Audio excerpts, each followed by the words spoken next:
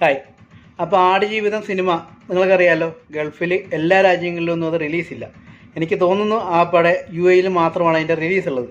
അതിനെന്തൊരു something reason ഉണ്ട്.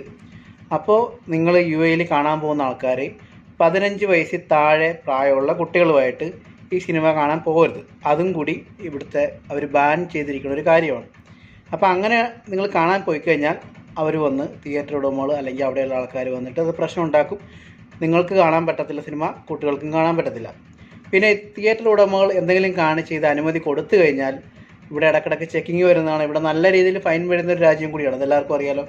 അപ്പോൾ അങ്ങനെ ചെയ്തു കഴിഞ്ഞാൽ അവർക്കും ഫൈൻ വരും. ഏകദേശം 50,000 ദിർഹംസൊക്കെയാണ് അതിൻ്റെ ഫൈൻ വരുന്നതെന്നുള്ളതാണ് നമ്മൾ പല ഇതിൽ നിന്നും മനസ്സിലാക്കിയത്. അപ്പോൾ അങ്ങനെ ചെയ്തു കഴിഞ്ഞാൽ അത് അവർക്കും പ്രശ്നമാണ്. അതുകൊണ്ട് തന്നെ കർശനമായിട്ട് നിങ്ങൾ ബുക്ക് ചെയ്യുന്ന ടിക്കറ്റിൻ്റെ ക്യാഷും ചിലപ്പോൾ പോകാൻ സാധ്യതയുണ്ട്. ചില ആൾക്കാർക്ക് ബുക്കിങ്ങിൻ്റെ പൈസ കിട്ടുന്നുണ്ടെന്ന് കേട്ടു. എങ്കിലും അത് ഒഴിവാക്കുക ആ സാഹചര്യം. ഇത്രേ പറയാൻ.